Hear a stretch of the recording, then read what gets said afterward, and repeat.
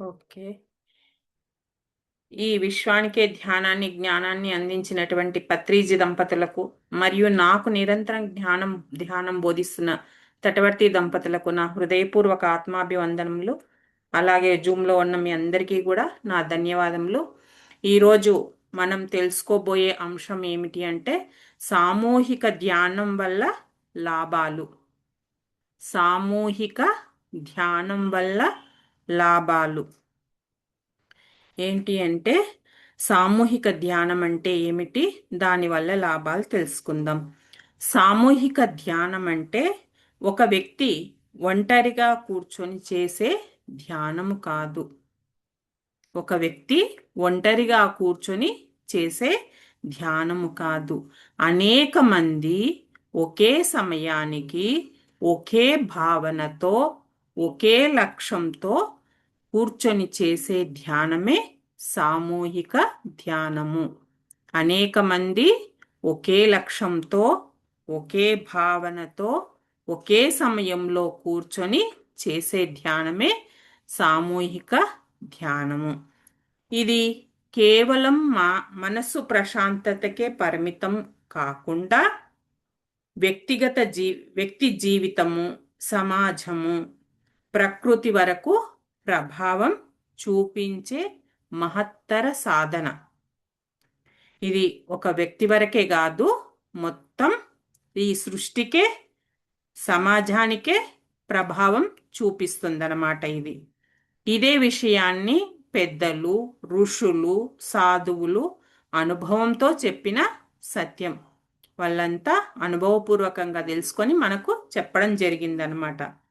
ఈ సామూహిక ధ్యానం మనసుపై చాలా వేగంగా పనిచేస్తుంది. ఒంటరిగా ధ్యానం చేసేటప్పుడు మనసు చెదిరిపోవడం సహజం. కానీ చాలామంది కూర్చొని చేసేటప్పుడు ఒకరి మనోభావం మరొకరిపై చూపుతుంది. ఒకరి మనోభావం మరొకరిపైన చూపుతుంది. అంటే అందరు సామూహికంగా చెయ్యడం వల్ల అందరిది ఒకే అభిప్రాయంకి వస్తుందన్నమాట.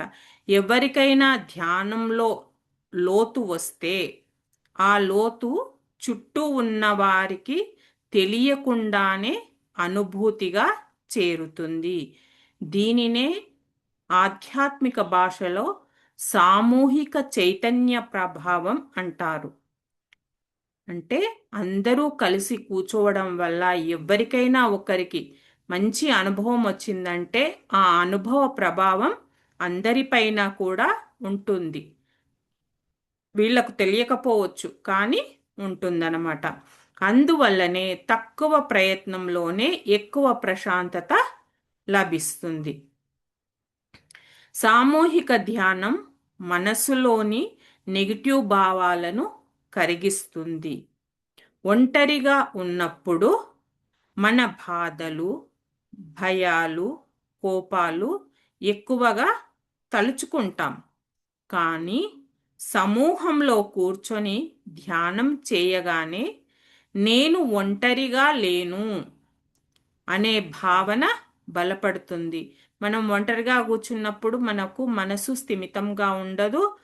ఏవేవో ఆలోచనలు వస్తుంటాయి. నేను ఒంటరిగా ఉన్నాను అనే భావననే కలుగుతుంది. అదే సామూహికంలో ఉన్నప్పుడు ఎలాంటిది ఉండదు. ఇది మనసుకు గొప్ప భద్రతనిస్తుంది. ఆ భద్రత వల్లే మనసులో ఉన్న ఒత్తిడి కూడా క్రమంగా తగ్గిపోతుందన్నమాట. చాలామందికి తెలియకుండానే ఈ సామూహిక ధ్యానం చేసేటప్పుడు చాలామందికి తెలియకుండానే కంట్లోంచి నీరు రావడం, గుండె తేలిక పడడం వంటి అనుభూతులు కూడా కలుగుతాయన్నమాట. ఇక సామూహిక ధ్యానం వల్ల క్రమశిక్షణ పెంచుతుంది. ఈ సామూహిక ధ్యానం చేయడం వల్ల మనలో క్రమశిక్షణ పెరుగుతుంది అన్నమాట. ఒంటరిగా ధ్యానం చెయ్యాలంటే మనసు సాకులు చెప్తుంది. ఇప్పుడొద్దులే, రేపు చేద్దాంలే, ఇప్పుడు కాళ్ళు గుంజుతున్నాయి కదా, నడుములు గుంజుతున్నాయి కదా, ఇంకా ఎన్నో సాకులు చెప్తుంది. ఇప్పుడు ఎవరో ఎందుకు, నాకే ఉదాహరణ. ఉదయం పూట 4 గంటలకు లేస్తున్నాను, ఓ అరగంట గంట చేసుకుంటున్నాను. అమ్మ చలి వస్తుందిలే, ఈ పూటకు పడుకుందాము, లేచిన తర్వాత మధ్యాహ్నం పూట చేద్దాంలే, ఇలా సాకులు చెప్పుకో అన్నమాట. కానీ సామూహికంగా ఉంటే ఒక నియమం ఉంటుంది. అదే సామూహికంలో కూర్చున్నామనుకో, అందరూ చేస్తున్నారు, మనము చెయ్యాలి. చేయకపో అందరితో పాటు మనం కూర్చుంటాం. మనం చేయకుంటే వాళ్ళు చులకనగా చూస్తారో ఏమో అనే భావన ఉంటుంది కాబట్టి సామూహికంగా చేస్తాం. అది ఒక నియమంగా ఏర్పడుతుందన్నమాట. ఆ నియమము మన జీవితాన్ని క్రమంలోకి తీసుకువస్తుంది. ఆ క్రమం వచ్చిన చోటే శాంతి ఉంటుందన్నమాట. శాంతి ఉన్న చోటనే వివేకం పెరుగుతుంది. వివేకం పెరిగిన వ్యక్తి జీవితం దిశ తప్పదు. ఎప్పుడైతే ఆ వ్యక్తి యొక్క వివేకం పెరుగుతుందో ఆయన జీవితం సరి అయిన దారిలో ఉంటుందన్నమాట. సామూహిక ధ్యానం ఆధ్యాత్మికంగా వేగంగా పెరగడానికి సహాయపడుతుంది. ఎప్పుడైతే మనం సామూహికంగా ఉంటామో అప్పుడు మనం ఆధ్యాత్మికంగా వేగంగా పెరుగుతామంటే తొందరగా ఉంటుంది. ఒంటరిగా ఉన్నప్పటికంటే సామూహికంగా తొందరగా కలుగుతుందన్నమాట. చూడండి, పెద్ద నది ఎలా ఏర్పడుతుంది? చిన్న చిన్న వాగుల వల్లే నిండుతుంది. అలాగే సామూహిక ధ్యానం అనేది కూడా అనేక మంది సాధకుల వల్ల సాధనా శక్తి కలిసి అది మహానదిలా ఏర్పడుతుందన్నమాట. ఇప్పుడు చిన్న చిన్న వాగులు కలిసినప్పుడే ఒక నది అవుతుంది కదా. అలాగే అందరూ సాధకులు సామూహికంగా కూర్చొని చేయడం వల్ల అది శక్తివంతంగా మారుతుంది. ఇది పత్రిగారు ప్రతి ఆదివారము ఉదయం 6 నుంచి 7, 7 నుంచి 8 వరకు ప్రతి ఆదివారం ఏకతా ధ్యానం అని చేపిచ్చేవారు. అంటే ప్రపంచవ్యాప్తంగా ఎక్కడ ఉన్నా సరే ఆ టయానికి ధ్యానం చేయించేవారు. ఇంకా ఇప్పుడన్నా మనకి జూములు కానీ అప్పుడు జూములు లేకున్నా కూడా అందరి ఎనర్జీ ఈ భూమాత కోసమని చేపిచ్చేదనమాట. ఇప్పుడు మనం జూముల్లో కూడా మనం ఎక్కడెక్కడ కూర్చొని చేసినా కూడా ఒక ఎనర్జీ లెవెల్ పాస్ అవుతుంది. అందుకే మనం ఈ సామూహిక ధ్యానంలో పాల్గొనమని ఇంతగానం చెప్పడం. అందుకే వీడియోలు ఆన్ చేసుకొని కూర్చొని ధ్యానం చెయ్యండి అని చెప్పడానికి ఇదే అన్నమాట. అందులో కూర్చున్న ప్రతి వ్యక్తి ఆ ప్రవాహంలో తేలికగా ముందుకు సాగిపోతాడు. ఎప్పుడైతే సామూహిక ధ్యానంలో కూర్చున్న ఉంటాడో ఆ వ్యక్తి, అంటే ఇప్పుడు మనం ధ్యానం చేస్తూ కూర్చుంటాం, మధ్యలో ఎవరో ఒకరు వచ్చి కూర్చుంటారనుకో, ఆ వ్యక్తికి కూడా ఆ ఎనర్జీ పాస్ అవుతుందన్నమాట. అలా ఉంటుంది, ముందుకు సాగిపోతాడు. అందుకే ఆశ్రమాల్లో కానీ దేవాలయాల్లో కానీ సత్సంగాల్లో కానీ ధ్యానం, సామూహిక ధ్యానం చేయాలి అని మన శాస్త్రాలు బోధిస్తున్నాయి. సామూహిక ధ్యానం వల్ల ఎంతో లాభం ఉందన్నమాట. సామూహిక ధ్యానం సమాజంపై కూడా మంచి ప్రభావం చూపిస్తుంది. ఏంటి అంటే శాంతులుగా ఉన్న వ్యక్తులు, అంటే ఎవరి మనసు అయితే శాంతిగా ఉంటుందో అలాంటి వ్యక్తుల సంఖ్య పెరిగితే ఆ సమాజంలో హింస, అసహనము, ద్వేషము తగ్గుతాయి. అంతే కదా, శాంతిగా ఉన్న వాళ్ళు ఎంత ఎక్కువగా పెరుగుతుంటే ఆ ఊర్లో అంత తగ్గుతూ ఉంటాయన్నమాట. దీనికి మనకు మన కడతాల్లో 2-3 వీడియోలు చూపించారనమాట. వాళ్ళు ఫ్యాక్షనిస్టులు ఉంటే కూడా వాళ్లకు ధ్యానం పరిచయం అయిన తర్వాత, వాళ్ళు సామూహికంగా ధ్యానం చేసే తర్వాత ఆ ఊర్లో ఫ్యాక్షనిజమే లేకుండా పోయిందనమాట. ధ్యాన గ్రామంగా మారిందనమాట. ఒక గ్రామంలో కానీ ఒక ప్రాంతంలో కానీ రోజు సామూహిక ధ్యానం జరిగితే అక్కడ అనుకోకుండా గొడవలు తగ్గడం, పరస్పర సహకారం పెరగడం కూడా జరుగుతుంది. ఇప్పుడు చెప్పాను కదా, అదే అనమాట. ఇది మాటల్లో చెప్పలేనంత సూక్ష్మమైనది. కానీ బలమైన ప్రభావం ఉంది అన్నమాట. ఇది మాటల్లో మనము చెప్పలేము, ఎందుకంటే వర్ణించలేము. సామూహిక ధ్యానం భక్తిని లోతుగా చేస్తుంది. సామూహిక ధ్యానం వల్ల కూడా భక్తిని లోతుగా మనం అనుభవించవచ్చు. దేవుణ్ణి ఒంటరిగా ప్రార్థించినప్పుడు ఒక అనుభూతి, అదే అందరూ కలిసి ఒకే భావంతో ఒకే నామాన్ని ధ్యానించినప్పుడు ఆ భక్తి వల్ల అక్కడి వాతావరణమే ప్రభావితం అవుతుంది.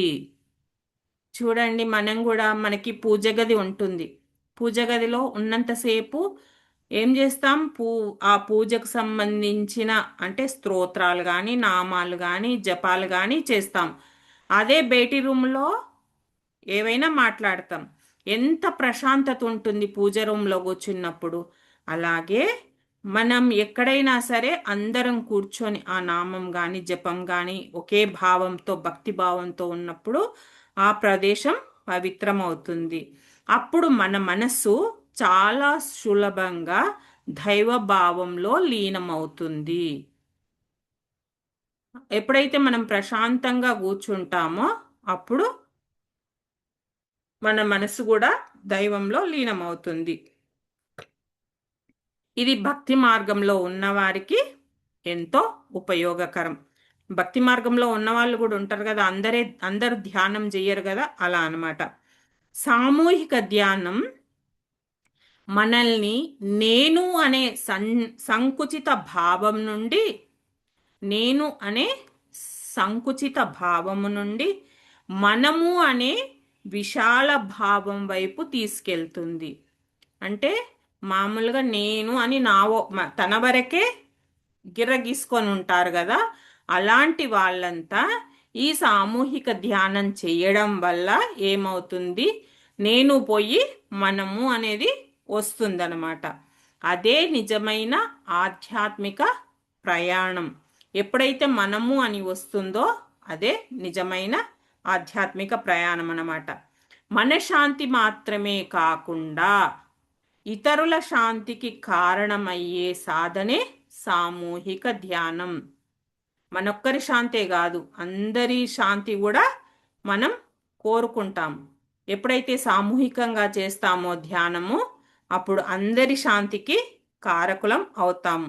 అందుకే ఇది వ్యక్తిగత సాధనగా మొదలయ్యి సమూహ శ్రేయస్సుగా మారే పవిత్ర మార్గము. ఇంకా సామూహిక ధ్యానంలో పక్కవారు నిద్రపోవడం, గురక పెట్టడం, కదలడం, దగ్గడం ఇలాంటి ఇబ్బందులు రావడం సహజము. మనం సామూహికంగా అంటే ఇప్పుడు మీరు సెంటర్కి వెళ్తారు కదా, సెంటర్కి వెళ్ళినప్పుడు ఉంటుంది ఒకరు దగ్గడమో తుమ్మడమో గుర్రు పెట్టడమో ఇవన్నీ కూడా ఉంటాయి. ఇవన్నీ కూడా సహజమే. కానీ ఇక్కడ ఏం చెప్తున్నారంటే అక్కడ ధ్యానం చెయ్యలేకపోతున్నామనే వైఫల్యం కాదు. నిజానికి ఇది ధ్యానంలోకి వెళ్ళే ముందు వచ్చే ఒక ముఖ్యమైన పరీక్ష. అది మనకు పరీక్షగా భావించుకోవాలన్నమాట. ఇదే విషయాన్ని మనం సరిగ్గా అర్థం చేసుకుంటే ధ్యానానికి ఇబ్బంది అనేది ఉండదు. అదే ధ్యానంగా మారుతుంది. అంటే ధ్యానం అంటే సంపూర్ణ నిశ్శబ్దం అనేది కాదు. మనసు స్పందించకుండా ఉండడము. ఎలాంటి శబ్దం వచ్చినా మన మనసు స్పందించకూడదు. అంటే బయట శబ్దం ఉండవచ్చు, ఎన్నో శబ్దాలు ఉంటాయి, కానీ ఆ శబ్దము మన మనస్సును కదిలించకపోతే అదే నిజమైన ధ్యానం. ఆ మనస్సు అనేది, ఆ శబ్దం అనేది మన మనస్సును కదిలించకుండా ఉండాలి. దీనికి మనకి ఉదాహరణగా ఒక సినిమా ఉంది, రవితేజ ప్రకాష్ రాజ్ తండ్రి కొడుకులుగా ఉంటారు. అమ్మ నాన్న ఒక తమిళమ్మాయి అని లాస్ట్ సీన్లో ఉంటుంది. ఏంటి వాడు కిక్ బాక్సింగ్గా చేస్తుంటాడు. వాడికి ఏకాగ్రత కలగడానికి అన్నిటినీ చెప్పి నీవు ఎంత సైలెంట్లోకి వెళ్ళాలి అనేది మనకి అక్కడ బాగా చూపిస్తాడనమాట. అట్లా ఉండడమే నిజమైనదనమాట.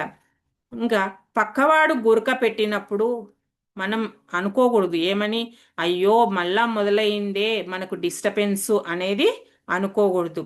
అలాంటి ఆలోచన మనలో పుట్టిన వెంటనే సమస్య శబ్దంలో కాదు, మన స్పందనలో ఉంది. ఇక్కడ మనం అర్థం చేసుకోవాల్సింది వాడు గుర్రు పెట్టింది అది కాదు, మన మనసులో మొదలయ్యింది, దానికి మనం స్పందిస్తున్నాం. ధ్యాన సాధన అంటే శబ్దాలను తొలగించడం కాదు. ధ్యాన సాధన అంటే శబ్దాలను తొలగించడం కాదు, శబ్దాల మధ్య ప్రశాంతంగా ఉండడం నేర్చుకోవాలి. ఎంత శబ్దం ఉన్నా కూడా ప్రశాంతంగా ఉండి ధ్యానం చేయడం నేర్చుకోవాలి. ఇతరుల నిద్ర మన సాధనకు గురువులా చూడాలి. ఎంత చక్కటి పాయింట్ చూడండి. ఇతరుల నిద్రను మన సాధనకు గురువులా చూడాలి. ఎవరో నిద్రపోతున్నారంటే వారి శరీరం అలిసిపోయింది, వారి శరీరం అనేది అలిసిపోయింది, మనసు బలహీనమైంది. అప్పుడు మనలో కోపము, అసహనము రావడం సహజమే. కానీ అది గమనించాలి. ఒకవేళ అలా వస్తుంది అంటే ఇంకా మనం అప్పుడేమర్థం చేసుకోవాలి, మనలో సహనం పెరగాలి, నేను సహనం పెంచుకోవాలి అని దేవుడు చూపిస్తున్నాడు, నాకు ఈ సంకేతం ఇస్తున్నాడు. నీలో సహనం లేదు, నీ సహనం పెంచుకోవాలి అనే సంకేతం ఇస్తున్నాడు అనమాట. ఆ క్షణంలో నాకు శాంతి కావాలి అని కోరుకోవద్దు. ఏం కోరుకోవాలి, పక్కవారికి ఎవరైతే డిస్టర్బెన్స్గా ఉన్నారో వాళ్లకు శాంతి కలగాలి అని మనసులో మనం భావించుకొని చెయ్యాలి. అప్పుడే ధ్యానం ఇంకా లోతుల్లోకి వెళ్ళగలుగుతామన్నమాట. గురక లేదా శబ్దాన్ని శత్రువుగా కాకుండా ధ్యాన వస్తువుగా మార్చుకోవాలి. అదే ఒక సాధనగా మనం మార్చుకోవాలన్నమాట. గురక శబ్దం వినిపించినప్పుడు దానితో మనం పోరాడవలసిన అవసరం లేదు. గురక శబ్దం వినిపిస్తుంది అబ్బా అని ఇరిటేట్ అవుతుంటారు కదా కొందరు, అలా కావద్దు. వినిపిస్తుంది అని మాత్రమే మనం గమనించాలి. మంచి చెడు అనే ముద్ర కూడా మనం వేయకూడదు. అబ్బా వీడు ఇలా నిద్రపోతున్నాడు వచ్చి, ఇలాంటి మనం ఎన్నో మాటలు మాట్లాడుతుంటాం కదా, తన నిద్ర వల్ల మనకందరికి డిస్టర్బెన్స్ అవుతుంది, ఇవన్నీ కూడా అనుకోకూడదు.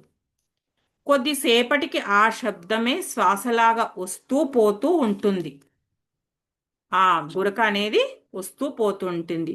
ఇది విపశ్యనా సాక్షి భావనలో చాలా కీలకమైన సాధన. అలా చెయ్యగలిగితే శబ్దం ఉన్న ధ్యానం చెదరనమాట. శరీర స్థాయిలో కొన్ని జాగ్రత్తలు మనం తీసుకోవాలి. ఏంటి అంటే, మీరు కూర్చున్న స్థానం మార్చుకోవడము, లేదా గాలి బాగా వచ్చే చోట గోడకు కొంచెం దగ్గరగా లేదా శబ్దం తక్కువ ఉండే వైపు కూర్చోవడం, ఇవన్నీ కూడా మనకు ధ్యానం బాగా కుదరడానికి సహాయపడతాయన్నమాట. మనకి ఒక ప్లేస్లో కూర్చుంటే కుదరదు, ఓ ప్లేస్లో గాలి ఉండదు, ఇవన్నీ కూడా చూసుకొని కూర్చోవాలి.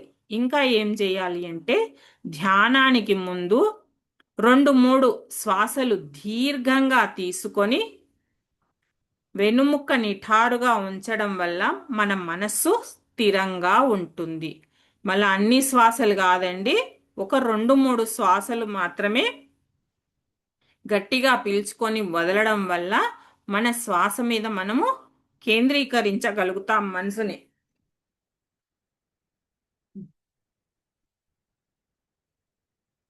అప్పుడు ప్రక్కవారి శబ్దం కూడా తక్కువగా ప్రభావం చూపిస్తుంది. మన మనసు ఎప్పుడైతే స్థిరం అవుతుందో అప్పుడు మనకి పక్క వాళ్ళది కూడా ఉండదన్నమాట. సామూహిక ధ్యానం అంటే సౌకర్యం కోసం కాదు, సాధన కోసం అనేది గుర్తుంచుకోవాలి. మనం సామూహికంగా ధ్యానం చేస్తే అన్నీ ఉండాలి అంటే కుదరవు, ఒకసారి ఉంటాయి ఒకసారి ఉండవు. కానీ మనం అప్పుడు ఏమిటి కోసం, ఈ సాధన కోసమే వచ్చాం, మనం కూడా సామూహికంగా చేసి శక్తిని పొందాలని వచ్చాము అనేది గుర్తుంచుకోవాలన్నమాట. ఒంటరిగా గదిలో కూర్చుంటే మనకి ఎలాంటి ఇబ్బందులు కూడా ఉండవు. నిజమే, ఎందుకు అంటే అన్నీ అమర్చుకొని కూర్చుంటాం. కానీ సామూహిక ధ్యానం చేయడం వల్ల ఏమవుతుంది అంటే మనలో సహనము, క్షమ, ఉపేక్ష, కరుణ ఇవన్నీ కూడా పెరుగుతాయి. ఇలాంటి గుణాలన్నీ కూడా పెరుగుతాయి. సహనము, క్షమ, ఉపేక్ష, కరుణ ఈ గుణాలన్నీ పెరుగుతాయి. మరి ఇవన్నీ కూడా ధ్యాన ఫలాలే అన్నమాట. బయట శబ్దం వల్ల మన లోపల శాంతి కలిగితే, మనం ఎంత నిశ్శబ్దంగా ఉండి శాంతంగా ఉండి ధ్యానం చేస్తున్నప్పుడు బయట శబ్దం వచ్చినప్పుడు మన శాంతి డిస్టర్బెన్స్ అనుకుంటే మనం ఇంకా బలంగా తయారు కాలేదు అనేది మనం అర్థం చేసుకోవాలి. ఇదే మనకు నేర్పే పాఠం. బయట శబ్దం వచ్చినప్పుడు మనం ఎంబడే ఇట్లా చెదిరిపోతుంటాం కదా.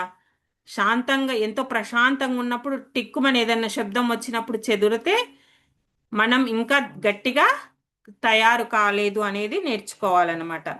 ధ్యానం చెదిరిందని అప్పుడు నిరుత్సాహపడవలసిన అవసరం లేదు. ప్రతిసారి మనసు బయటకు వెళ్ళి మరలా లోపలికి వస్తే అదే సాధన అన్నమాట. గురక వినిపించి మనసు కోపంగా మారి మళ్ళీ శ్వాస మీదికి వచ్చిందంటే మీరు ఓడిపోనట్లే. అంటే మనం కోపం వచ్చినా కూడా మళ్ళీ మనం శ్వాసను గమనించగలుగుతున్నామంటే ఓకే, ఇంకా మనము దారిలో ఉన్నట్టే. మీరు సాధన చేస్తున్నారు, ఇది తిరిగి రావడమే అసలైన సాధన. సామూహిక ధ్యానంలో ఇతరుల వల్ల వచ్చే ఇబ్బందులు తొలగిపోవాలని కాదు, అది మన సాధనను లోతు చేసే అవకాశాలు. ఈ పాయింట్ ఎంత బాగుంది చూడండి. మనం మామూలుగా ఎవరైనా శబ్దం చేసినప్పుడు ఇది ఇబ్బంది అవుతుంది అని మనం అనుకుంటాం, కానీ అది ఇంకా మన సాధనను పెంచే, ఇంకా మనలో పట్టు పెరుగుతుంది. ఎవరు డిస్టర్బెన్స్ చేసినా నేను ఇది కాకూడదు, లొంగకూడదు, నేను ఇంకా చెయ్యాలి, నా సాధన నేను పెంచుకోవాలి అని మనలో పటుత్వం వస్తుందన్నమాట. పక్కవారి గురక మీ ధ్యానాన్ని పాడు చెయ్యదు. పక్కవారి గుడక ఎప్పుడు కూడా మనకు పాడు చెయ్యదు. మీ స్పందన మాత్రమే వస్తుంది. వాళ్ళు గుర్రు వాళ్ళు పెట్టుకుంటున్నారులే అని అనుకుంటే బాగుంటుంది, కానీ మనం ప్రతిస్పందిస్తాం కదా ఆ మాటకు, అది ఉండొద్దు. ఆ స్పందన్నే సాక్షిగా చూడగలిగే రోజు ఏ శబ్దం వచ్చినా ధ్యానం చెదరిన స్థితికి మీరు చేరుకుంటారు. ఏంటి ఆ స్పందన? ఎప్పుడైతే పక్క వాళ్ళు గుర్రు పెడతారో దాన్ని సాక్షిగా మనం గమనించి మన ధ్యానం చెదరకుండా ఉన్న రోజున మనం సరి అయిన స్థితికి వచ్చినట్టే. ఏంటి అది? అదే నిజమైన అంతర్ముఖ శాంతి. ఎప్పుడైతే పక్కవారి శబ్దాలకు మనం చెదరకుండా ధ్యాన స్థితి పొంది మనం అంతర్ముఖంగా వెళ్తామో అదే నిజమైన అంతర్ముఖ శాంతి. Okay friends, thank you, thank you, thank you.